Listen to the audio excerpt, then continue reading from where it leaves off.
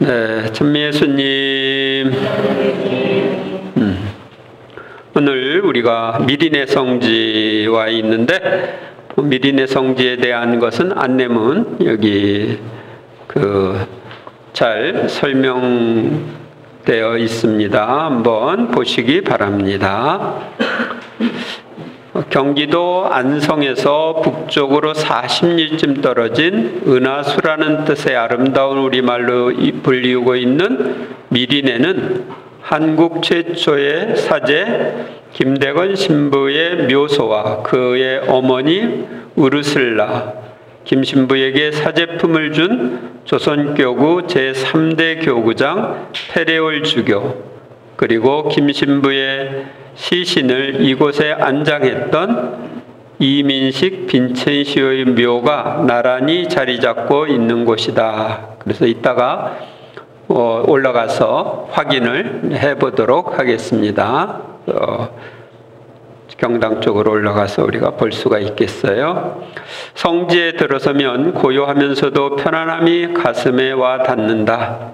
비록 신자가 아니더라도 성지를 둘러보면 가슴이 깨끗해짐을 느낄 수 있다.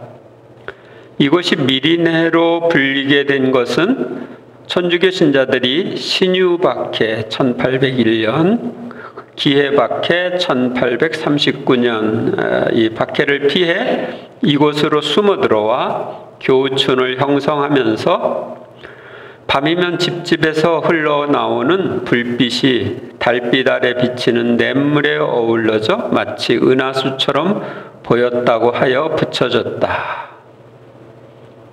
본래 미리네는 경기도 광주, 시흥, 용인, 양평, 화성, 안성 일대 등 초기 천주교 선교 지역을 이루었던 곳의 하나이다. 따라서 김 신부가 미리네에 묻힌 지 50년 후인 1896년 비로소 본당이 설정됐을 때 이곳에는 이미 1,600여 명의 신자가 있었다. 26세의 나이에 처형당한 김대건 신부는 조정에서 장례마저 치르지 못하게 하여 처형당한 지 40일이 지난 다음에야 이민식 빈첸시오가 간신히 시신을 빼내어 남의 눈을 피하여 일주일을 등에 지고 이곳 미리네로 옮겨와 안장할 수 있었다. 그러니까 서울의 새남터에서 여기까지 시신을 지고 온 것이죠. 미리네는 1972년부터 본격적인 성역화 작업이 시작되고 1989년에 웅장한 103위 성인 기념 대성당이 완성되었다. 이따가 가서 볼 수 있겠죠. 성지에 들어서면 제일 먼저 눈에 들어오는 것은 성지 한가운데 웅장하게 서 있는 기념 성당이다. 이 성당은 천주교 103위 시성을 기념하기 위해 세운 것이고, 기념 성당 뒤쪽으로 난 십자가의 길에는 예수님이 로마 병사에게 붙잡혀 십자가에 매달려 고통받고 죽으시고 무덤에 묻히시기까지의 과정이 담겨져 있는 청동 조각 15점이 서 있다. 김대건 신부의 무덤과 하악골, 아래턱뼈가 모셔져 있는 미리네 성당, 김 신부의 동상, 성모 성당, 겟세마니 동산 등이 있다. 그래서 꼭 이제 김대건 신부님에 대한 설명은 있는데 여러분들이 잘 알고 있기 때문에 생략하도록 하고요. 지난번에 이어서 여러분들에게 또 강의를 하도록 하겠습니다.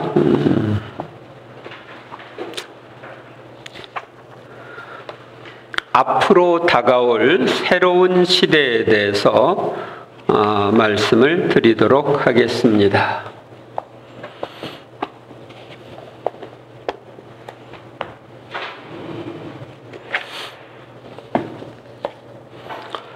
이사야서 65장 17절에 보면 보라 나 이제 새 하늘과 새 땅을 창조하리라. 예전의 것들은 이제 기억되지도 않고 마음에 떠오르지도 않으리라. 그래서 하느님이 새 하늘과 새 땅을 창조할 것을 말씀하고 계십니다.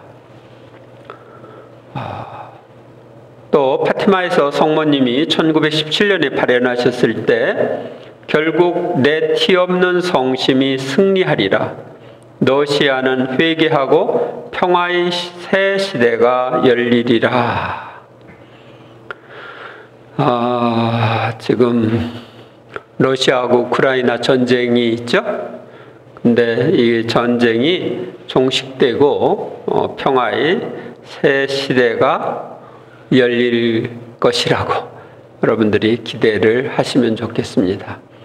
1984년에 요한 바오로 2세 교황님이 전 세계를 성모님의 티 없는 성심에 봉헌하고 나서 동국권의 변화가 있고, 그러다가 87년에 성모 성년을 선포해서 88년까지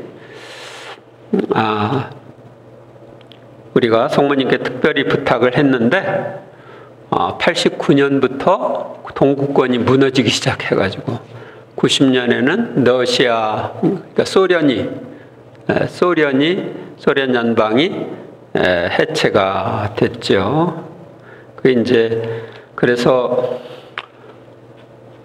공산주의로부터 좀 벗어나는가 했는데 또 이제 푸틴이 옛날의 영광을 다시 재현하려고 전쟁을 일으켜서 어려움을 겪고 있는데, 지난번에 이 전쟁이 일어났을 때 이 러시아를 현재 요한 바오로 2세 교황님이 또 전 세계의 주교님들이나 신부님들에게 요청을 하면서 봉헌을 했기 때문에 러시아가 회개하고 평화의 시대, 새 시대가 열리리라는 이것이 앞으로 이루어질 수 있다. 이렇게 저는 생각을 합니다. 하느님께서는 하느님을 떠나 타락한 인간을 해방시켜 새로운 생활을 하도록 오랜 기간 준비하셨습니다. 그리고 타락 이전의 상태와 비슷한 새로운 시대를 주시기 위해 두 번째 성령 강림의 은혜를 주시고자 하십니다. 그래서 앞으로 두 번째 성령 강림이 오게 될 것입니다. 이를 통해 성모님의 티 없으신 성심이 승리하고 새 시대가 열릴 것입니다. 두 번째 성령 강림을 통하여 인간들이 마음이 변화되고 죄에서 해방될 때가 올 겁니다. 또한 교회는 쇄신되고 하나로 일치된 교회가 될 것이며 전 세계가 복음화될 것입니다. 이에 대한 예언의 말씀들을 살펴보도록 하겠습니다. 먼저 성령 강림과 성모님의 관계에서 성모님께서 고삐 신부님을 통해서 우리에게 주신 메시지에는 이런 내용이 나와 있습니다. 나는 성령의 배필이다. 너희와 내 아들 예수님 사이에 힘있는 중재자로서의 내 역할은 무엇보다도 성부와 성자께로부터 사랑의 성령을 너희에게 풍성히 얻어주는 것이다. 너희는 티 없는 내 성심의 다락방에서 이 하느님의 성령을 받을 준비를 하여라. 그래서 지금 이제 다락방 기도 모임이 전 세계적으로 퍼져 있는데, 그게 바로 성령을 받을 준비를 하도록 하느님께서 미리 예비하신 것입니다. 지금은 성령의 때이다. 성령께서 지극히 사랑하시는 당신 배필인 마리아의 티없는 성심의 승리를 통해 너희에게 충만히 임하실 것이다. 그래서 앞으로 성모님의 티없는 성심이 승리를 하고 성령이 우리 안에 충만하게 임하신다. 그러니까 제2의 성령 강림이 오게 되는 것이죠. 두 번째 성령 강림의 기적은 그와 같은 모양으로 일어날 것이고, 그것은 내 티없는 성심이 세상에 개선하는 것과 때를 같이 하게 될 것이다. 그러니까 성령 강림, 두 번째 성령 강림과 성모님 티없는 성심의 승리, 이 개선은 같이 가는 거다. 이런 이야기를 하고 계십니다. 티 없는 성심이 승리한다고 하는 것은 티 없이 깨끗하게 세상이 정화되는 것입니다. 그리고 그렇게 깨끗하게 정화되는 데 있어서 성령께서 그 일을 하십니다. 그래서 이제 메시지에 보면 마음의 변화, 죄에서 해방되는 때가 올 것을 이야기합니다. 너희의 해방은 불의가 끝장나고 모든 피조물이 죄와 악의 종살이로부터 완전히 풀려남과 동시에 올 것이다. 지금은 죄가 만연되어 있습니다. 그런데 이 죄와 악의 종살이에서 완전히 풀려날 때가 오는 거예요. 그러니까 이 세상에 죄, 악이 없는 때가 앞으로 올 것을 1992년 메시지에서 이야기하고 계십니다. 그러면 그게 어떻게 해서 올 수 있는가? 거기에 대해서 이렇게 말합니다. 두 번째 성령 강림은 사람들의 마음을 변화시켜, 성령께서 우리 마음을 변화시키는 거예요. 민감하고 사랑에 열린 마음, 겸손하고 인자한 마음, 모든 이기심과 사악함이 없는 마음이 되게 할 것이다. 그래서 지금은 이기심으로 우리가 모든 일을 하는데, 그런 이기심이 없는 마음, 사악함이 없는 그런 마음으로 만들어주는 게 누구예요? 성령이셔요. 성령께서 그렇게 하실 거라는 것입니다. 주님의 영이 돌처럼 굳은 마음을 살처럼 부드러운 마음으로 변화시킬 것이다. 그래서 지금 인간들의 마음은 돌처럼 굳은 마음이에요. 딱딱한 마음인데 살처럼 부드러운 마음으로 성령께서 변화시켜 주신다. 근데 성령이 우리의 마음을 바꿔주시기 때문에 우리가 죄로부터 벗어나고 행복하게 살 수 있게 되는 거예요. 두 번째 성령 강림은 너희 영혼의 아름다움을 흐리게 하는 죄를 하느님 사랑의 불꽃으로 태워 없앨 것이다. 그러니까 하느님을 정말 사랑한다면 하느님을 거스리는 죄를 지을 수가 없죠.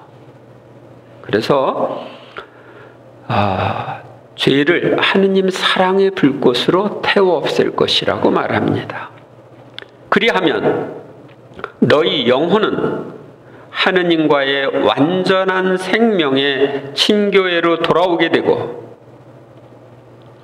바로 하느님께서 현존하시는 특은을 입은 정원이 될 것이며, 이 빛나는 정원에는 너희의 천상 정원사인 내가 각별히 돌보며 가꾸는 온갖 덕행의 꽃들이 피어날 것이다.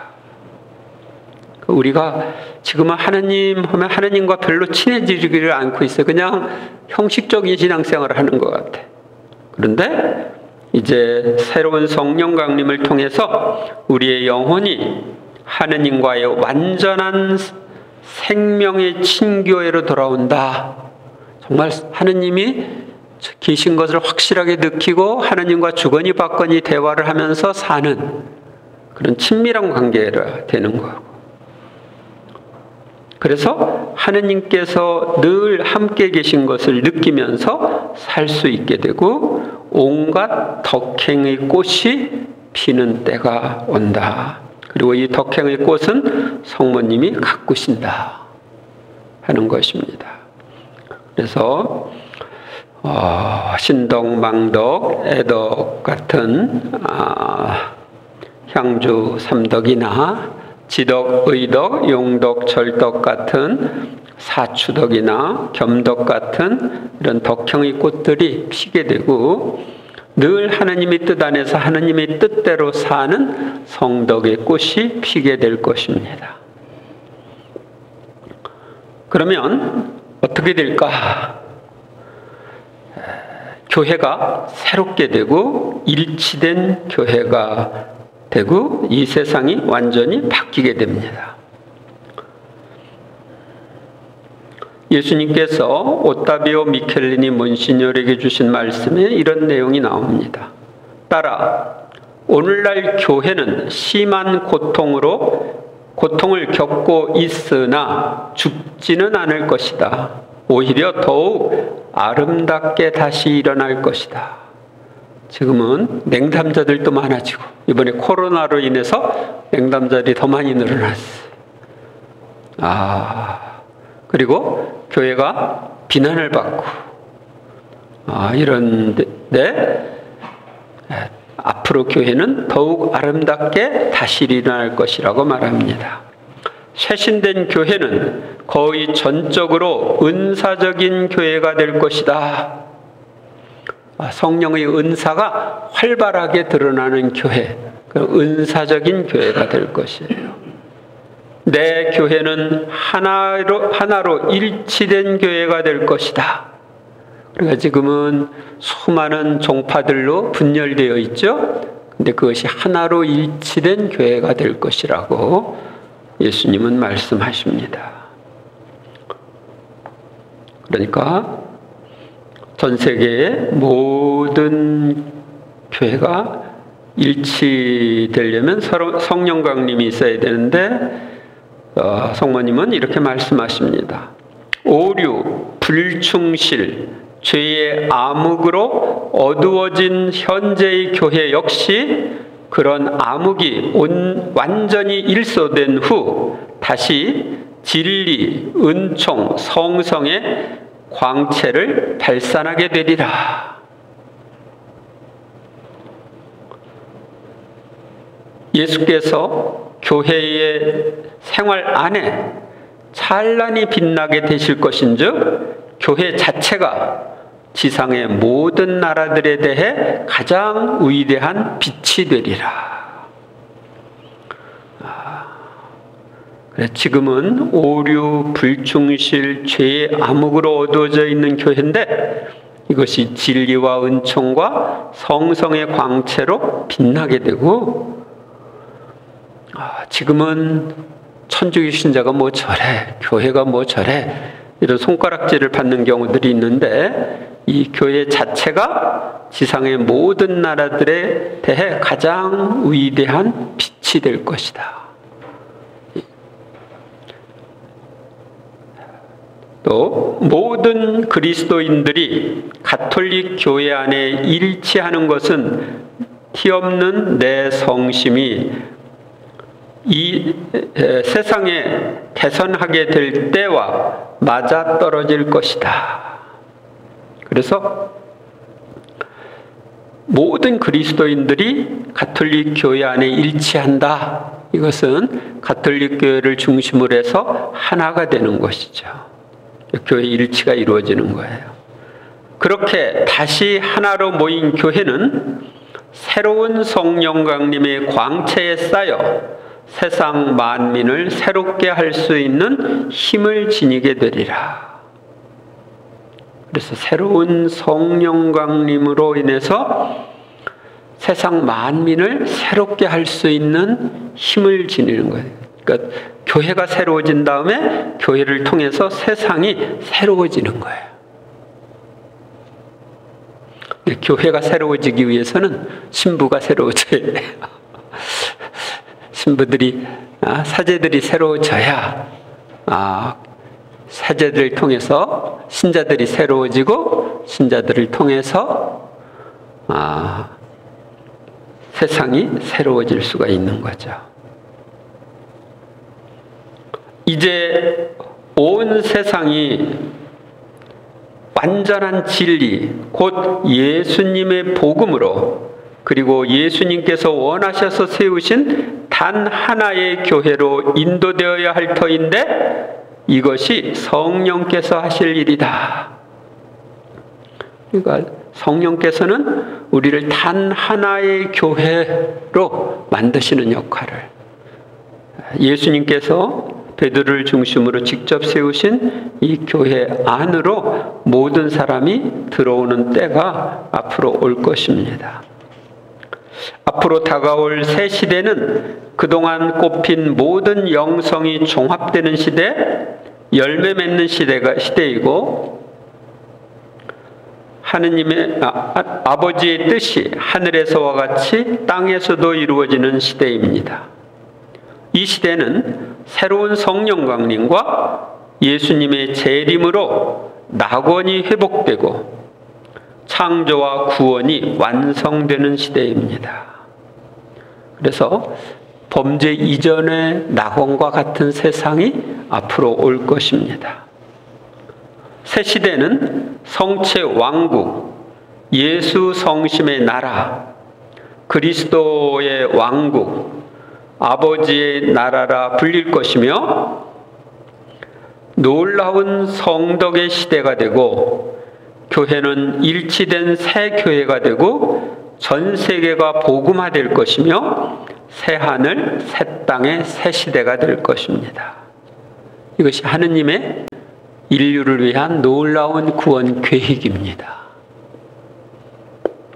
그래서 성당에 다니자 이렇게 말할 필요가 없는 그런 시대가 올 거예요. 모든 이들이 하느님을 중심으로 하나가 되는 그런 시대가 올 겁니다. 성체 안에 계신 예수님의 현존이 강하게 드러나고, 성체 예수님을 내 안에 모시고 내가 살 때 예수님이 내 마음을 다스리는 그런 시대가 올 거예요. 지금은 내가 내 마음을 다스리려고 그러는데, 예수님이 나의 주님으로서 내 마음을 다스리는 그런 시대가 올 것입니다. 그래서 성체 왕국, 예수 성심의 나라라고 그래요. 예수 성심이 나를 다스리는 거예요. 다른 표현으로 얘기하면 그리스도의 왕국이고 아버지의 나라. 아버지의 나라가 오시며, 이렇게 우리 주님의 기도에서 하죠. 바로 아버지께서 온 인류를 다스리시는 하나님으로 온 인류로부터 존경과 사랑, 흠숭을 받는 그런 시대가 올 겁니다. 그래서 지금 냉담자들이 많고 문제가 많고 뭐 이러저렇게 할 때 그런 걸 보지 마시고, 미래에 이루어질 놀라운 시대를 우리는 바라보며 앞으로 나아가야 합니다. 하느님은 앞으로 그런 시대가 올 것을 성모님을 통해서 또 예수님을 통해서 메시지를 주고 계십니다. 그래서 새하늘 새 땅의 새 시대가 오기는 오는데 언제 올 거냐? 언제? 우리 죽기 전에 올 거냐? 죽은 후에 올 거냐? 우리 그런 생각을 하죠. 언제 올 것 같아요? 가능하면 우리 죽기 전에 오면 좋겠죠. 그래서 오늘 뭐 하느님의 구원 계획이 있겠습니다마는, 하느님이 가능하면 우리가 죽기 전에 그 시대를 볼 수 있게 해주시도록 청하면 좋을 것 같고, 근데 새하늘 새 땅의 새 시대가 되면 죄가 없어지기 때문에 이 지상에 병이 없어집니다. 그래서 건강한 몸으로 살 수가 있고, 그리고 병원도 사라지니까, 병이 없어지니까 병원도 사라질 거고, 그 다음에 여러분들이 몇 살까지 살 것 같아요? 100살? 100살은 아무것도 아니고, 이제 100살, 성경에 보면 100세에 죽으면 한창 나이에 죽었다 할 것이요. 이렇게 되어 있어요. 100세를 채우지 못하고 죽으면 저주받은 자라고. 그러니까, 아마 제 생각에는 몇백 살, 한 500살은 살지 않겠나? 봅니다. 근데 이제 지금은 사람들이 몸이 병들고 힘들고 그러니까 아유 빨리 갔으면 좋겠다 그러는데, 몸이 팔팔하면 빨리 가고 싶은 마음이 없겠죠. 근데 그러면 이제 하느님과 가깝게 친하게 지내면서 그분의 사랑 현존을 이렇게 느끼면서 사니까, 그 당시 그렇게 되면 이제 어떻게 되느냐면, 빨리 가고 싶다, 더 천국에 대한 갈망이 커질 수도 있어요. 그리고 이 지상은 죄가 사라지고 악이 사라지니까, 이 악이 사라진다고 하는 건 마귀들이 전부 잡혀서 지옥불에 던져지는 거거든요. 그래서 다시 인간을 해칠 수 없는 시대가 돼요. 그러니까 유혹이 없는 거예요, 유혹. 그리고 인간들이 서로 사랑하는 사랑의 문화가 건설되는 거예요. 지금은 하느님 없는 문화를 인간들이 건설하고 있는데, 하느님 중심의 문화, 사랑의 문화가 건설되는 그런 시대가 앞으로 올 거예요.